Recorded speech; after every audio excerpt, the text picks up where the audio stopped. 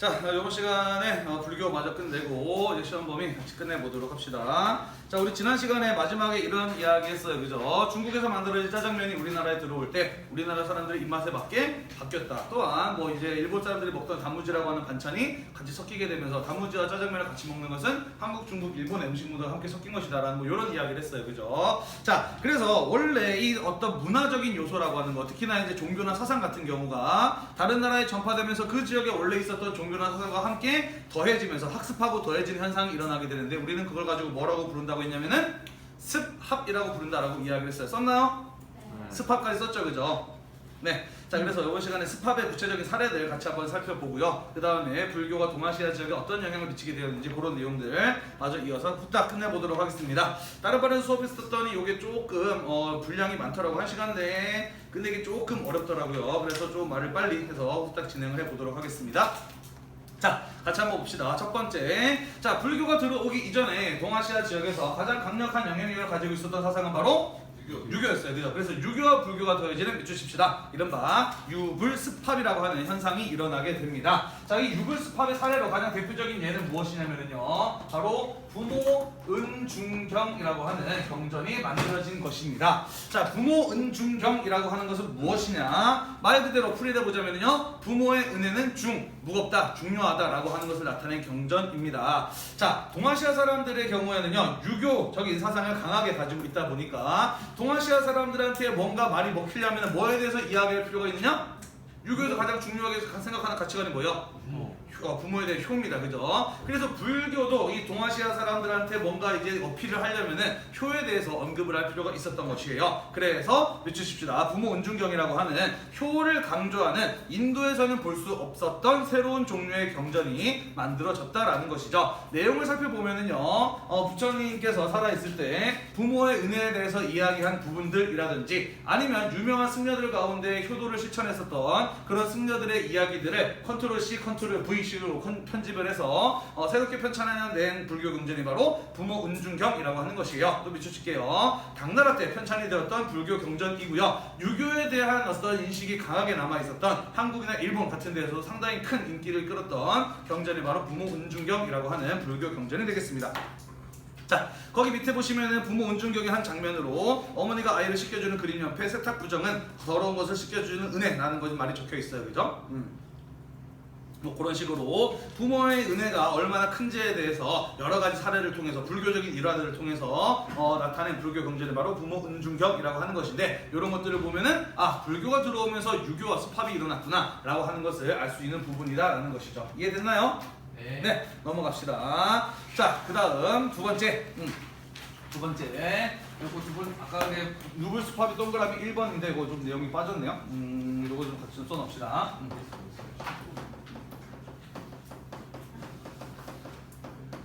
그 지역 사람들이 가지고 있었던 그들의 토착 신앙과 불교가 습합되는 현상이 일어나기도 했었다라는 것이에요. 유교하고 마찬가지로 원래 그 지역 사람들이 가지고 있었던 신앙과 관련된 내용들이 습합이 되면서 나타나는 모습들, 불교가 변하는 모습들도 볼 수가 있었다라는 것이에요. 자, 예를 들자면은요, 우리나라 같은 경우에는 또 동아시아 같은 경우에는 밑주십시다.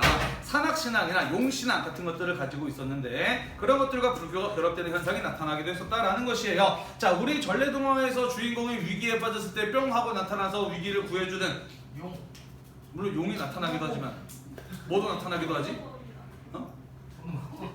아니, 나무꾼이 도끼를 우물에 빠뜨렸는데 뭐가 나타났어? 산신령이 나타났잖아요. 그죠? 우리나라 사람들 같은 경우에는 산에 신성한 용원이 살고 있다라는 그런 어떤 믿음을 가지고 있었단 말이에요. 그죠? 단군신화 같은 경우에도 산을 배경으로 이루어지잖아요. 그죠? 자, 요런 게 이제 산악신앙이다라는 것입니다. 용신앙 같은 경우에도 마찬가지예요. 용이라고 하는 상상의 동물, 신성한 동물을 상정해 놓고 가정해 놓고 그가 뭔가 신묘한 힘을 부려서 이제 여러 가지 조화가 일어난다라는 그런 어떤 신앙을 가지고 있었잖아요. 그죠? 자, 그래서 예를 들자면 밑주십시다. 고려시대 때 8관회 같은 것들이 개최되기도 했고요. 조선 사찰에는 밑주칠게요. 산신각이나 칠성각 같은 것들이 만들어지기도 했었습니다. 자, 8관회 같은 경우에는요, 고려시대 때 국가적인 차원에서 이루어졌던 대규모의 불교 행사였습니다. 오늘날의 크리스마스하고 비교도 안 될 정도로 아주 크게 열렸던 국가적인 행사였죠. 물론 8관회에서는 부처나 보살에게 감사드리고 제사 지내고 하는 그런 내용들도 있지만 산이라든지 큰 강이라든지 같은 이런 어떤 자연물을 신으로 숭배하면서 그들에게 제사를 지내는 그러한 내용들도 함께 갖춰져 있었어요. 이러한 행사가, 그러니까 불교적인 행사하고 자연물에 대한 신앙을 같이 가지고 있는 그런 성격의 행사가 이루어졌다라고 하는 것, 이것은 토착신앙과 불교가 결합된 스팝의 사례라고 볼 수가 있다라는 것이죠. 자, 그 다음 절을 다니면서 구석구석 꼼꼼하게 본 사람이 있는지 모르겠는데요. 우리나라 절에 가면은요, 어떤 것들을 볼 수 있냐면은 아주 큰 건물은 아니야. 보통 한 칸짜리 작은 건물인데요. 산신각이나 실성각이라고 써있는 데가 있어요. 산신각이라고 써있는 건물 열고 들어가면은요, 안에는 부처님이나 보살님이 앉아있는 것이 아니라 산을 배경으로 옆에 호랑이를 끼고 있거나 혹은 호랑이를 타고 있는 흰 수염이나 지팡이를 짚고 있는 할아버지의 모습을 볼 수가 있습니다. 그게 바로 산신인 거예요. 우리나라 사람들의 경우에는 산에 신성한 영혼이 살고 있다라고 생각을 해서 아직 아이를 낳게 해달라든지 등등등 여러 가지 이런 어떤 현실적인 고민들을 산신령에게 많이 기도를 했었단 말이지. 자, 절에 가서 이 사람들이 산신령에게도 기도를 하고 싶은데 따로 마련된 공간이 없는 거야. 찾았던 거죠, 그죠? 그래서 절에서 이런 어떤 산신령에 관련된 사람들의 신앙심을 해소할 수 있는 공간을 따로 만들어 준 겁니다. 그게 바로 산신각의 존재인 것이죠.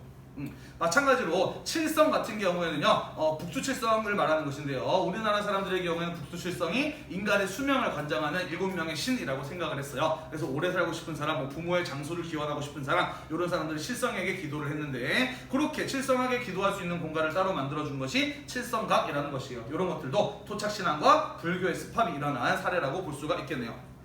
자, 일본 같은 경우에는요, 믿주십시다. 신토라고 하는 일본의 고유의 민속신앙, 토속신앙이라고 하는 것이 있었습니다. 그래서 신토와 불교가 더해져서 우리는 그런 것을 뭐라고 이야기를 하냐면은 신불스팝 현상이다라고 이야기를 해요. 이른바 신불스팝이라고 하는 모습이 나타나게 되었다라는 것입니다. 자, 신불스팝, 신토라고 하는 거 처음 들어봤을 거예요, 그죠?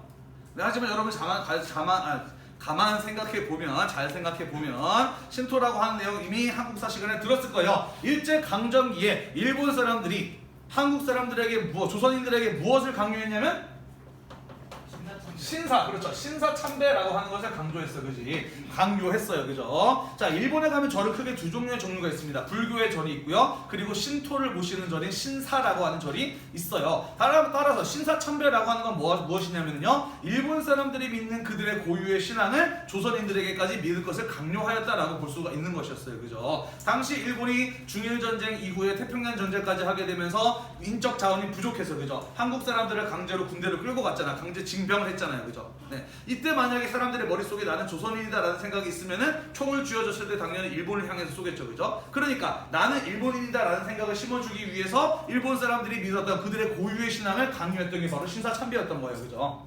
예, 이미 들어본 바가 있는 거예요. 그죠? 여러분 센과치히로 봤나요? 애니메이션? 네, 거기 보면 온갖 종류의 이상한 신들 막 나오잖아. 그지? 그 중에서 이제 뭐 쓰레기의 신이라고 해가지고 이제 막 황토색에 이제 흘러내리는 신이 들어왔는데, 여기서 센과치히로가 아니 동인인물이잖아. 치히로? 아무튼 치히로가 열심히 씻겨줬더니 시원하구나 라고 하면서 맑은 물이 돼가지고 하하하하 나가는 거 보고, 아 쟤는 사실 알고 보니까 강의 신이었어 라고 이렇게 이야기하잖아요. 그죠? 그런 게 전부 다 신토적인 세계관을 바탕으로 만들어진 애니메이션이에요. 다 신교입니다. 온갖 종류의 신들을 다 숭배하는 특징을 가지고 있는 게 바로 신토라고 하는 일본 고유의 신앙인 것이에요. 그래서 원래 이런 신앙을 가지고 있었기 때문에 불교가 들어오게 되면서 그와 함께 스팝이 일어나는 모습이 나타났다라는 것입니다. 자, 그래서 일본 사람들은 처음에 불교가 들어왔을 때 신토의 신이 워낙 많으니까 부처님도 우리가 여러 신으로 모시는 신토의 많은 신들 가운데 새로운 신이 하나도 들어왔나 보다 라고 이런 식으로 해석을 했는데, 불교가 점차 확산되어 나가고 일본에서 강한 영향력을 갖게 되면서 사람들이 어떻게 생각을 하게 되는 것으로 바뀌었느냐, 우리가 알고 있었던 신토의 여러 신들이 사실은 부처님이나 보살님이 우리에게 뭔가 깨달음을 전달하기 위해서 다양한 모습으로 변신해서 나타난 것이었구나 라는 식으로 생각을 하게 되었다라는 것이죠. 이런 것들이 신불스팝의 내용인데요. 자, 거기 나와 있는 그림 하나 있는데 대표적인 예가 바로 무엇이냐면은 하치만 대보살이라고 하는 것이에요. 자, 하치만 대보살이라고 하는 것은 무엇이냐면요, 거기 밑에 나와 있죠. 하치만은 원래 농업과 상해, 재물을 관장하는 신토의 신이었는데 나라 시대로 들어오게 되면서 불교의 신으로 간주되면서 하치만 대보살이라는 칭호를 얻었다라고 되어 있습니다. 자, 한국이나 중국의 절에 가면은 하치만이라고 하는 보살상을 볼 수 있을까요? 없을까요? 없어요. 그죠? 일본의 고유 신앙과 결합하게 되면서 나타난 것이기 때문에 일본에서만 볼 수 있는 신불스팝의 사례다라는 것입니다. 자, 그래서 이렇게 불교라고 하는 것이 들어오게 되면서 원래 동아시아 지역의 사람들이 가지고 있었던 여러 가지 종류의 신앙과 함께 더해지면서 변화해 나가는 모습들을 볼 수가 있었다라는 것이에요. 자, 그 다음 불교 문화의 확산 부분으로 가보도록 합시다. 자, 불교가 들어오면서 밑줄칠게요. 불상, 불화, 사탈, 탑 등 불교 예술 및 기술이 전파가 됩니다. 당연하죠, 그죠? 불교가 들어왔으니까 절을 만들어야 될 거 아니에요, 그죠? 건축 기술이 함께 들어오게 되겠죠. 불상을 만들어야 되잖아. 조소. 뭐라 그래야 되지? 동상 같은 것들을 만드는 그런 기술이 함께 들어오게 되겠죠, 그죠? 불화를 그려야 되잖아요. 부처님이나 보살님의 모습을 그려야 되잖아요. 미술이 함께 들어오게 되는 거죠, 그죠? 불교가 들어오면서 다양한 예술이나 기술 같은 것들이 함께 전파되었다라는 것입니다. 그러면서 다양한 불상이나 불화 같은 것들의 제작을 통해서 새로운 회화 기법 같은 것들이 동아시아 지역에 전해지기도 했고요. 맺주십시다. 종이나 탑 같은 것들을 만들면서 건축 기술도 확산되고 발전하였다라는 것입니다. 자, 그렇지만 동아시아 지역이라 하더라도 각각의 지역마다 특성이 다르고요. 그 지역에 처해 있는 자연 환경의 모습이 달라요, 그죠? 그래서 이러한 어떤 기술과 예술 기술이 들어온다 하더라도 발전해 나가는 모습은 늦추십시다. 지역적 특성에 따라 다양한 모습으로 나타나게 되었는데요. 대표적인 예가 바로 탑 형식이 지역적으로 차이가 나는 모습을 볼 수가 있다라는 겁니다. 자, 요거 빈칸 있으면 좀 쓸게요. 자세하게 좀 살펴보도록 하겠습니다. 자, 탑의 형식을 보면은 같은 동아시아 지역이라고 하더라도 그 지역이 어떠한 자연 환경을 가지고 있느냐에 따라서 저마다 약간씩의 차이가 나는 모습을 볼 수가 있다라는 것이에요. 자, 각각의 종교마다 저마다의 독특한 신앙의 대상을 가지고 있습니다. 예를 들자면 기독교 같은 경우에는 십자가 같은 경우가 대표적이죠, 그죠? 이슬람교 같은 경우에는 뭐 첨탑 같은 것들을 만들어서 거기서 기도를 하기도 하고요, 그죠? 또 뭐였지? 아라베스크 문양? 이라고 해서 기하학적인 문인을 만들어서 그걸 또 이제 신성한 그 존재로 생각을 하고 기도하는 뭐 그런 것들을 볼 수가 있는데 불교에서는 바로 탑이 그러한 대상이 된다라는 것입니다. 자, 그런데 이 불교에서 탑이 제일 먼저 만들어졌었던 불탑의 원형의 모습을 보자면요, 우리가 알고 있는 것하고 조금 다르게 생겼다라는 것이에요. 자, 불탑의 원형을 가장 잘 보여주는 그것이 무엇이냐면은 인도에 있는 이른바 산치대탑이라고 하는 것입니다. 자, 거기 15페이지 아래쪽에 탑 형식의 지역적 차이 바로 밑에 나와 있는 그림 보이시나요? 뭔가 둥그렇게 생긴 거 보이나요?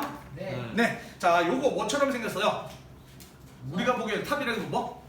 그렇죠. 무덤처럼 생겼죠. 그죠? 자, 원래 산치대탑이라고 하는 것은 왜 만들어진 것이냐면요, 이것은 부처의 사리를 보관하기 위해서 만들어진 겁니다. 사리가 뭐죠? 사체? 아니, 비슷해요. 벌레? 뼈? 비슷한. 뼈 좀 비슷한데. 자, 불교에서는 사람이 죽으면 어떻게 장례를 치르죠? 알아요? 화장을 합니다. 불로 태워요. 그래서 사람이 죽은 다음에 승려 같은 분들이, 스님 같은 분들이 돌아가시고 난 다음에 화장을 하면은요, 그 시체가 있었던 자리에서 조그마한 유리구슬 같은 아주 단단한 것들이 발견이 됩니다. 그게 사리라고 하는 것이에요. 전설에 따르자면은 부처님 같은 경우에는 화장을 했더니 그 조그마한 구슬 같은 사리가 한 8가마니 정도가 나왔다라고 이야기를 해요. 실제로 그게 왜 나오는지 사실 잘 모르고요. 정확하게 과학적으로 밝혀지지도 않았어요. 실제로 그렇게 부처님이 많이 나왔는지도 모르겠고요. 우리나라에서 제일 많이 나온 분은 그 성철 스님이라고 혹시 알려나? 모르나요? 95년도쯤에 돌아가셨는데, 아무튼 우리 불교, 한국 현대 불교에서 굉장히 중요한 스님, 성철 스님이라는 분이 계셨는데, 그분을 이제 화장을 했을 때 불교에서는 답이라고 이야기를 하는데, 그분을 화장을 했을 때 사리가 한 110개인가 정도, 100개 이상 나왔다라고 이렇게 알려져 있어요. 그래서 속설에 따르자면은 훌륭한 스님일수록, 도를 많이 닦은 분일수록 사리가 많이 나온다라는 뭐 그런 어떤 믿음 같은 것들을 가지고 있어요. 그런데 사실 이제 스님들 가운데서는 꼭 그렇지만도 않다. 내가 어떻게 살았는지를 내가 죽고 난 다음에 나온 사리의 개수로 판단되는 것은 무의미하다라고 이렇게 생각을 해서 화장을 별로 이렇게 원하지 않는 그런 분들도 계시거든요. 어쨌든 이 사리라고 하는 것은 사람이 죽은 다음에 그것을 화장을 하고 난 다음에 나온 어떤 신비한 물질이에요, 그죠? 그렇기 때문에 사람들은 이 사리를 마치 돌아가신 분의 영혼 내지는 그분 그 자체로 생각을 해서 모시는 그런 어떤 풍습을 가지고 있는 겁니다. 불교 문화에서요. 이해되시나요? 네.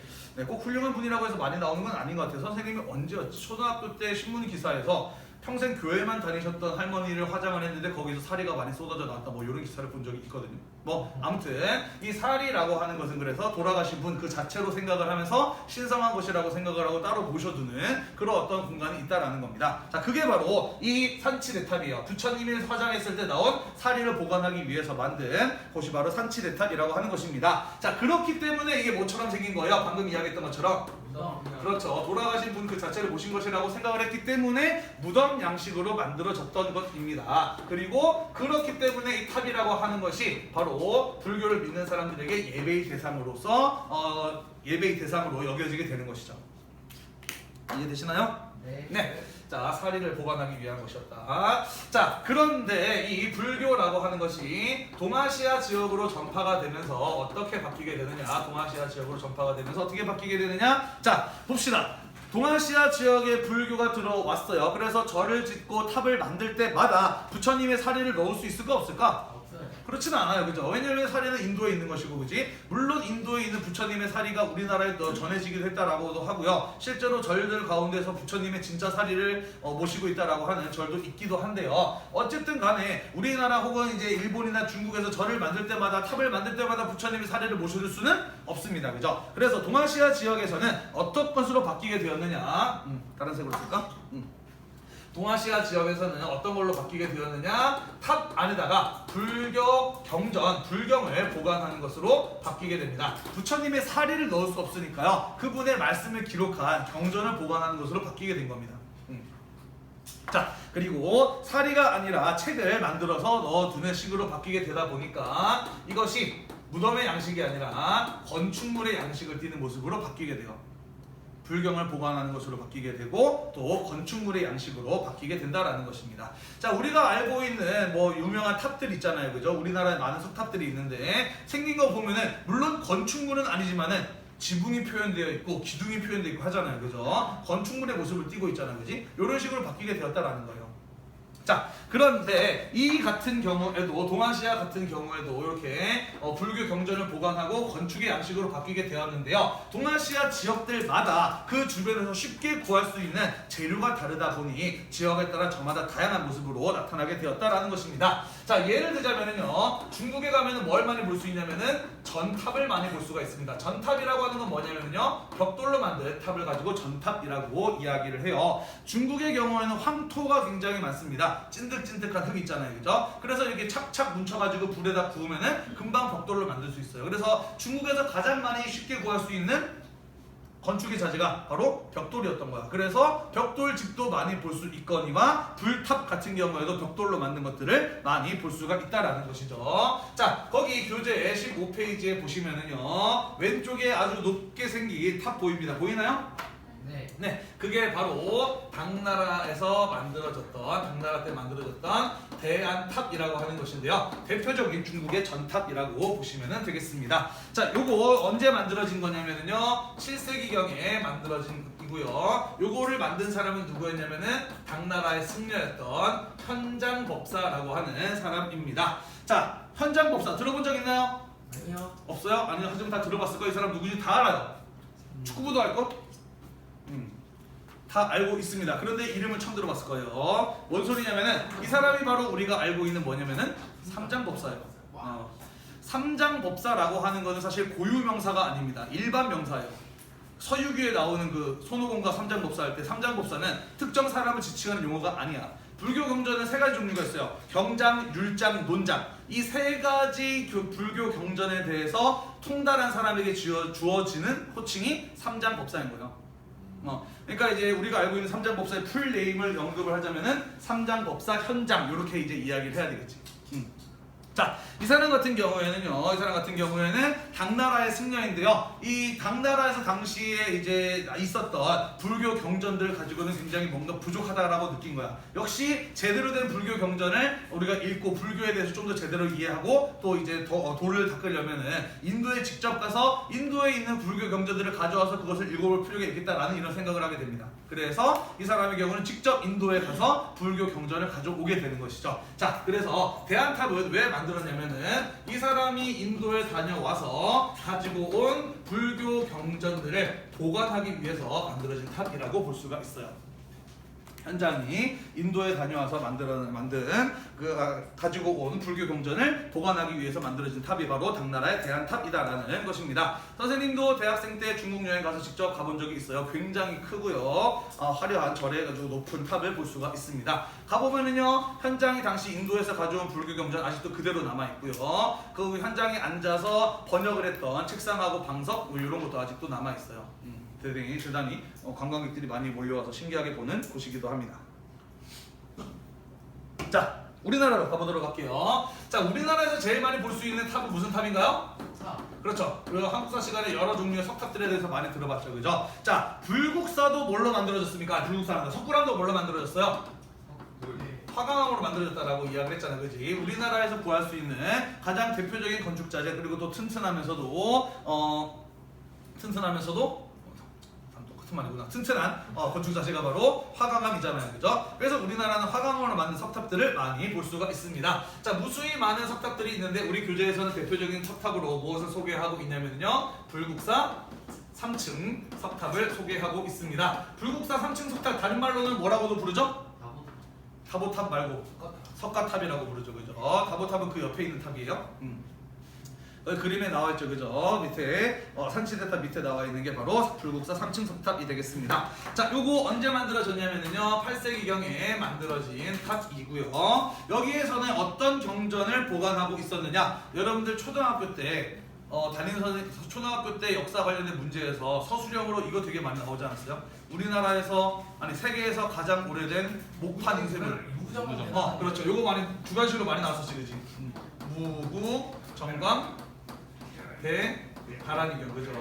뭔가 어려운 문제를 내야 될 것 같은데 초등학생 수준에서 어렵게 느껴질 수 있는 단어로 많이 출제를 하셨다고 들었어요. 무구정강 대다란이경 같은 것들이 이 안에서 발견이 됐습니다. 그거를 보관하고 있었던 탑이 바로 이 석가탑, 불국사 3층 석탑이었다라는 것이에요.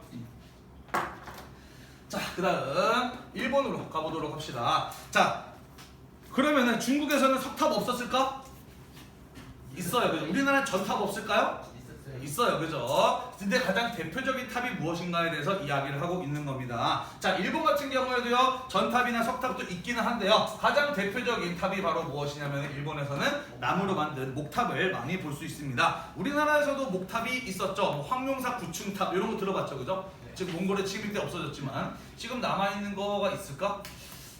법주사 팔상전 같은 거 탑이라고 볼 수 있습니다. 뭐 아무튼 일본 같은 경우에는 덥고 습한 곳이다 보니까 건축 자재로 나무가 굉장히 좋다라고 이야기를 해요. 자, 그래서 나무로 집을 많이 지었었던 나라이기도 하고요. 또 굴탑 같은 경우에도 나무로 많이 만드는 모습을 볼 수가 있습니다. 자, 거기 당나라 대한탑 사진 옆에 넣어놓은 그림을 보시면은요, 5층짜리 탑이 있는데요, 그게 무엇이냐면은 유명한 일본의 호류사 5층 목탑이라고 하는 것이에요. 호류사 5층 목탑이라고 하는 것이고요. 자, 요거 언제 만들어졌냐면은 7세기경에 만들어진 것이고요. 일본의 불교 문화를 전파하기 위해서 많은 노력을 기울였던 사람, 아스카 문화를 발전시킨 사람 누구였나요? 쇼토쿠 태자였죠, 그죠? 쇼토쿠 태자에 의해서 만들어진 탑이라고 전해집니다. 그리고 세계에서 가장 오래된 나무로 만든 목조 건축물이라는 그런 타이틀을 달고 있습니다. 세계에서 가장 오래된 목조 건축물이라고도 합니다. 자, 그래서 불교가 전해지게 되면서 다양한 기술들이 들어오게 되었고, 특히나 탑 같은 것들이 들어오게 되면서 건축 기술도 발달하게 되는데, 그 탑을 만드는 모습도 사실은 동아시아 각각의 지역마다 주변에서 쉽게 구할 수 있는 재료가 저마다 다르다 보니까 지역에 따라서 다양한 특성을 가진 모습들로 나타나게 되었다. 그 사례들을 우리가 같이 한번 쭉 살펴보았습니다.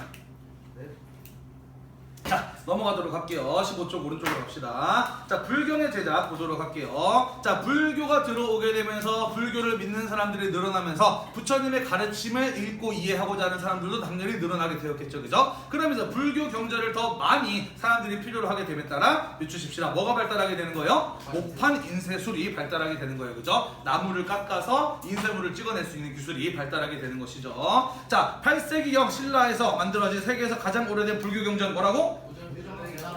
무구정강 대다란경입니다. 자, 요거 석가탑에서 판이 나온 게 아니라 나무판으로 찍은 인쇄물이 나왔어요. 근데 그거 금속 활자로 찍은 건지 나무로 찍은 건지 어떻게 구분할까?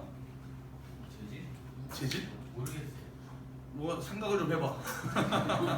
어떻게 구분할까? 금속 활자로 찍은 거하고 목판으로 찍은 거하고 뭐가 다를까? 글자도. 선명도 비슷해요. 네, 목판으로 찍은 거에는 나이테가 같이 찍힌대요. 나무에 나이테가 있잖아, 그지? 나이테가 같이 찍혀서 자세히 보면은 다르다고 하더라고요. 자, 무구정강 대다란이경 대략 한 700년에서 750년 사이에 만들어진 것으로 보고 있고요. 세계에서 가장 오래된 목판 인쇄물로 알려져 있습니다. 그거보다 한 20년 뒤에 만들어진 게 일본의 백만탑 다란이경이라고 하는 것인데요. 백만탑 다란이경 같은 경우에는 무구정강 대다란이경이 발견되기 전까지 세계에서 가장 오래된 인쇄물이라고 하는 타이틀을 가지고 있었는데 무구정강 대다란이경이 발견이 되면서 그 타이틀을 빼앗겼죠. 자, 10세기 이후에 송과 거란, 금나라 같은 데에서 각각 대장경을 제작을 하기도 했었습니다. 대장경이 뭔가요? 큰 장경? 담은 거. 그렇죠. 대장경이라고 하는 건 뭐냐면요, 여러 가지 종류의 불교 경전들이 있는데 그 불교 경전들을 다 모아가지고 한 번에 편집을 해서 만들어낸 걸 가지고 대장경이라고 이야기를 합니다. 불교 경전의 백과사전이라고 보시면 되겠네요. 자, 이런 것들이 만들어졌습니다. 고려시대 때는 여러 차례 대장경을 만들었습니다. 거란의 침략이 있었을 때 부처님의 힘으로 거란의 침략을 막아보고자 대장경을 만들었는데 몽골의 침입으로 불타서 없어졌죠, 그죠? 그래서 나중에 몽골군을 또 다시 한번 부처님의 힘으로 물리쳐보고자 다시 대장경을 만들었어. 그게 바로 제조 대장경이라고 하는 것이고, 그 제조 대장경의 나무판이 8만 개가 넘다 보니까 그걸 뭐라고 부르는 거예요? 팔만 대장경이라고도 부르는 것이죠, 그죠? 이런 것들이 목판 인쇄술이 발달되는 것을 보여주는 대표적인 사례들이다 라는 것입니다. 네, 할 수 있어. 10분 남았어. 자, 넘어갑시다. 인적 지적 교류의 증대로 가보도록 할게요. 자, 불교가 들어오게 되면서 사람들이 불교를 더 깊게 배우고 싶은 생각을 가지게 되었고요. 또 자기 나라에서 볼 수 있는 불교 경전보다 더 많은 불교 경전을 구하고 읽으면서 도를 닫고 싶어하는 사람들이 있었다라는 것이죠. 그래서 불교를 배우고 불교 경전을 구하기 위해서 사람들은 자기가 태어난 지역과 국가를 넘어서 국제적으로 활동하는 모습을 볼 수가 있었다라는 것이에요. 자, 대표적인 인물들 나와 있는데요. 첫 번째 밑줄칩시다. 강승회라는 사람이 있습니다. 3세기에 중앙아시아 출신으로요, 상인인 아버지를 따라서 베트남으로 와서 승려가 되고요, 거기에서 불교 경전을 한자로 번역하는 작업을 했던 사람입니다. 나중에 백기를 따라서 남중국의 오로 가게 되는데요. 오 언제 배웠지? 오란 나라가 있었나요? 그렇죠. 후한이 멸망하고 난 이후에 촉오로 나눴었잖아요, 그지? 그 중에 하나 오 나라를 세웠던 손권에게 불교를 전해서 그를 불교를 믿게 만들었던 사람으로 유명한 사람 강승회라고 하는 인물이 있습니다. 자, 두 번째, 당나라 출신으로 인도에서 유학을 해서 불교 경전을 수입하고 번역한 사람 누구인가요? 우리 방금 이야기했는데.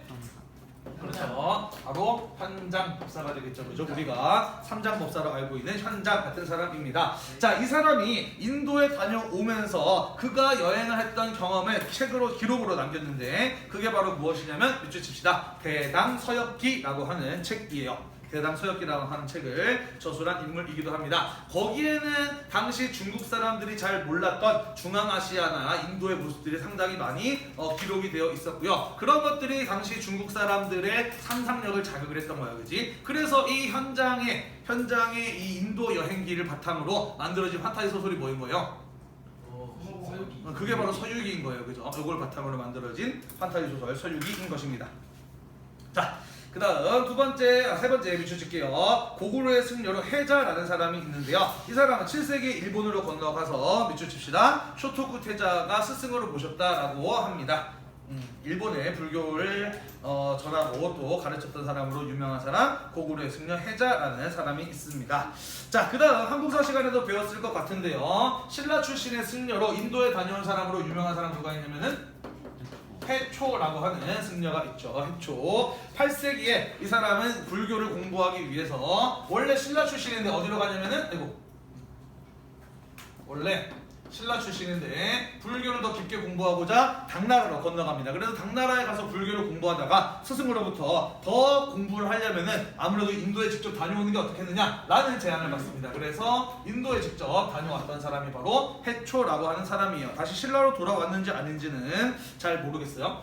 갈 때는 바닷길로 배를 타고 인도로 갔고요. 돌아올 때는 비단길 실크로드를 통해서 돌아왔던 사람이 바로 해초라고 하는 사람이에요. 그걸 어떻게 하냐고 믿으십시다. 왕호 천축국전이라고 하는 이 사람도 여행의 기록을 남겼어요. 그걸 통해서 알 수가 있습니다. 왕 다녀오다, 오 내가 천축국 인도예요. 내가 인도에 다녀온 이야기라는 정도로 번역될 수 있는 책이 왕호 천축국전이라고 하는 책이 되겠네요. 이 사람은 굉장히 자세한 기록을 남겼어요. 그래서 당시에 이 비단길을 통해서 또 인도의 비단길을 통해서 다녀왔던 사람들의 모습이라든지 당시 중앙아시아 지역이나 인도 지역 사람들이 어떻게 살고 있었는지에 대해서 남겨놓은 기록이다 보니 오늘날 역사 연구하는 데 있어서 굉장히 귀중한 자료로 활용이 되는 게 바로 왕호 천축국전이라고 하는 책이에요. 중국의 둔황석굴이라고 하는 데서 발견이 됐고요. 나중에 교과서 한번 읽어보세요. 자세한 설명이 나와 있습니다. 자, 그 다음 봅시다. 밑줄 칠게요. 당나라의 승려로 감진이라고 하는 사람이 있었어요. 자, 이 사람 같은 경우에는 8세기에 활동했던 인물로 일본의 계율을 전파한 것으로 유명합니다. 계율이 뭔가요? 계율. 그렇죠. 불교를 믿는 사람들, 그 중에서 특히 이제 스님들이 살면서 꼭 지켜야 되는 몇 가지 규칙들, 규범들을 가지고 우리는 계율이라고 이야기를 합니다. 여러분들이 알고 있는 거 뭐 있어요? 지난번에 얘기했던 것 같은데? 그렇죠. 살세하지 말아라, 고기 먹지 말아라, 뭐 이런 것들 있잖아요. 그죠? 일반 신도들보다 스님들에게 요구되는 계율은 훨씬 더 많고 복잡하다라고 이야기를 해요. 이 사람이 대단히 계율에 통달한 스님이었어요. 그래서 일본에서 여러 차례 일본에 와서 계율에 대해서 가르쳐 주십시오라고 이렇게 요청을 받고 감주는 내가 일본에 건너가서 가르쳐 주겠다라고 이야기를 했는데 여러 가지 사정으로 인해서 계속 일본에 못 갑니다. 그러다가 나이가 들어서 병이 들어가지고 눈까지 실명이 와요. 그래서 장님이 됩니다. 그럼에도 불구하고 나 나중에 일본 사람들하고 한 약속 지켜야 된다라고 이야기를 하면서 결국 실명된 상태에서도 일본에 건너가서 계율을 전파했던 사람이 감진이라는 사람이에요. 그래서 이 감진을 이제 교과서에 보면은 감진상이 있어요. 나무로 만든 감진의 상이 있는데 모습을 보면은 눈을 감고 있는 모습으로 표현이 되어 있습니다. 장님이었기 때문이겠죠, 그죠? 자, 그리고 이름 다 밑줄게요. 신라 승려로 의상대사 있습니다. 들어봤죠? 통일신라의 가장 유명한 승려 두 명이죠. 원효대사와 의상대사예요. 그죠? 자, 의상대사 같은 경우에도 8세기에 당나라에 유학을 하고 돌아와서 통일신라의 불교를 보급을 하고 또 발전시키는 데 굉장히 큰 역할을 한 사람이 바로 의상대사라고 하는 사람입니다. 자, 그리고 일본 승려로 유명한 사람이 있는데요. 누구냐면은 엔닌이라고 하는 사람입니다. 엔닌. 자, 엔닌은 8세기의 승려이고요. 이 사람은 누구의 도움을 받았느냐? 밑줄 칠게요. 장보고의 도움을 받습니다. 일본의 승려로 불교를 공부하기 위해서 당나라로 유학하는 배에 올라탔는데요. 당시는 국제정세가 안정되면서 바다를 통한 해상 교육이 상당히 활발하게 일어나고 있던 때예요. 그러다 보니까 바다에 돈 되는 것들이 많다 보니까 그거를 가로채려고 하는 해적들도 무지무지 많았죠. 자, 그래서 장보고 같은 경우에는 원래 이제 신라의 고아 출신이었다가 당나라를 건너가서 군인으로 성공을 한 뒤에 다시 신라로 돌아와서 청해진이라고 하는 해상 기지 해군 기지를 만들고 그래서 이제 해적들을 때려잡으면서 당시 해상 무역을 장악했던 인물이 바로 장보고였잖아요. 배운 기억이 나죠?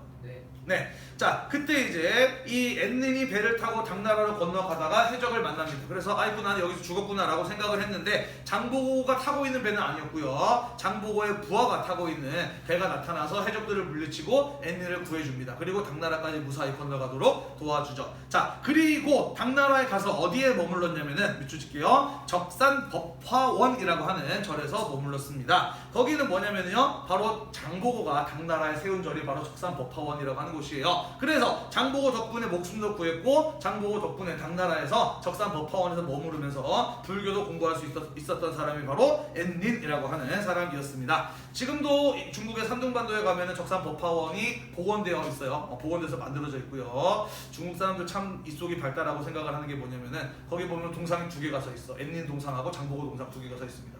그래서 일본 사람들은 거기 관광 가면은 엔닌 동상 앞에 사진을 찍고요. 한국 사람들은 거기 관광 가면은 장보고 동상 앞에 사진을 찍어요. 네. 자, 그래서 이 사람 나중에 일본으로 돌아올 때 끝끝내 장보고는 만나지는 못하는데요. 장보고에게 덕분에 공부 잘하고 돌아간다고 감사의 뜻을 표하는 편지를 남기기도 하고요. 늦추십시다. 이 사람 역시 자신의 어떤 여행의 기록을 늦추실게요. 입당, 구법, 순례행기, 당나라에 들어가서 불교를 배우고 돌아다닌 여행의 기록이라는 책을 남기기도 했습니다. 그래서 이 입당, 구법, 순례행기 같은 경우에는 마찬가지로 당시 9세기에 동아시아 지역의 국제교류가 어떻게 이루어지고 있었는지에 대해서 알 수 있는 대단히 귀중한 자료로 활용이 되고 있다는 것입니다. 됐죠? 네. 자, 그 다음 지적 교류로 가보도록 하겠습니다. 불경을 통해서 비추십시다. 한자, 한문에 대한 이해가 대단히 심화됩니다. 자, 요건 뭔 소리냐면요. 그 불교가 들어오기 이전에도 한국, 중국, 일본 사람들 모두 한자, 한문을 쓰고 있었어요. 그런데 아무래도 이게 중국의 언어를 표현한 글자이다 보니까 사실 한국이나 일본 사람들의 한자, 한문 실력은 좀 떨어졌었어. 그런데 율령이 들어오고 불교가 들어왔어요. 그리고 그거를 읽고 해석을 하고 가르침을 얻어야 돼. 그러다 보니까 그 어려운 불교 경전을 읽고 이해하는 과정에서 한자 한문에 대한 이해도가 심화되면서 이전보다 훨씬 더 수준 높은 한자 한문을 구사할 수 있게 되었다라는 것입니다. 그러면서 늦추실게요. 한자로 의사소통하는 게 가능해졌고요. 한자를 활용한 자국어 표기법 같은 것들이 등장합니다. 각각의 나라 사람들이 언어는 다르지만 사용하는 문자는 같았던 거잖아, 그지? 그렇기 때문에 뭐라 그러더라? 필담이라 그러죠. 그 우리말로 요즘 말로 하자면은 채팅? 채팅 같은 것들은 가능했다라는 것이고요. 한자를 활용해서 자기 나라의 언어를 표현을 하는 방식 같은 것도 등장을 하게 됩니다. 예를 들자면요, 일본이 지금 쓰는 히라가나, 가타카나 어떻게 생긴지 알죠, 그죠? 한자랑 상당히 비슷하게 생겼잖아, 그지? 그런 것들이 만들어지기도 했고요. 신라에서는 이두라고 해서 한자를 활용해서 순 우리말을 표기하는 그런 어떤 방법이 등장을 하기도 합니다. 예를 들자면요, 자, 요거 한자로 그냥 읽으면 뭐가 되지? 신고. 네. 심음이죠. 마음 소리예요, 그죠? 한자로 해석하면 마음의 소리 정도가 될지 모르겠는데 요거를 이두로 읽으면 뭐가 되느냐? 이두는 심이라고 하는 글자는 뭘 표현하는 글자냐면은 요거는 뜻을 표현한 글자가 되는 거고요. 음이라고 하는 것은 소리를 표현한 글자가 되는 거예요. 그래서 요거를 이두식으로 읽으면 뭐가 되는 걸까? 마음이 되는 거예요. 이해되시나요? 신라 시대 때 남겨진 기록들 중에서 한자는 한문의 어순으로 해석하려면 도무지 해석이 안 되는 것들이 있어. 그런데 이런 식으로 풀어보면은 해석이 되는 우리말 어순에 따라서 써있는 한자들을 볼 수가 있는데, 그런 게 바로 한자를 활용해서 우리나라의 언어를 표현하고자 했던 신라의 이두라고 하는 것이다라는 것이에요. 됐나요? 네. 자, 그래서 여기까지가 이번 기말고사 시험 범위가 되겠고, 네, 1학기 동아시아의 학습 내용이 되겠네요.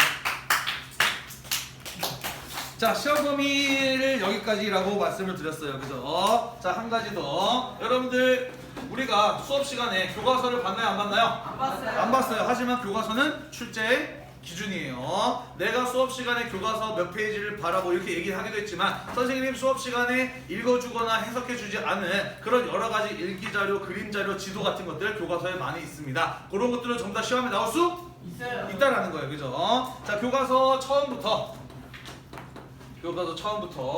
58페이지까지이고요. 그 다음에 잠깐 건너뛰고 선생님이 순서를 바꿔서 66페이지에서부터 75페이지까지 여기까지가 이번 시험 범위에 해당하는 교과서 내용이 되겠네요. 자, 아까도 얘기했듯이 교과서에 있는 내용이면은 출제가 될 수 있습니다. 그러니까 여러분들 교재를 물론 중심으로 공부를 하셔야 되겠지만, 교재에다 보셨다고 한다면 교과서에 있는 여러 가지 자료들 꼼꼼하게 읽어보시면서 시험에 잘 대비를 하실 수 있었으면 좋겠어요. 네. 네. 자, 오늘도 대단히 고생이 많으셨고, 그리고 다음 시간에 수행평가 보고요. 그 다음 시간에 이번 시간에 우리가 필기한 내용 검사를 하고 수행평가도 마무리 지어보도록 할게요. 수고했습니다.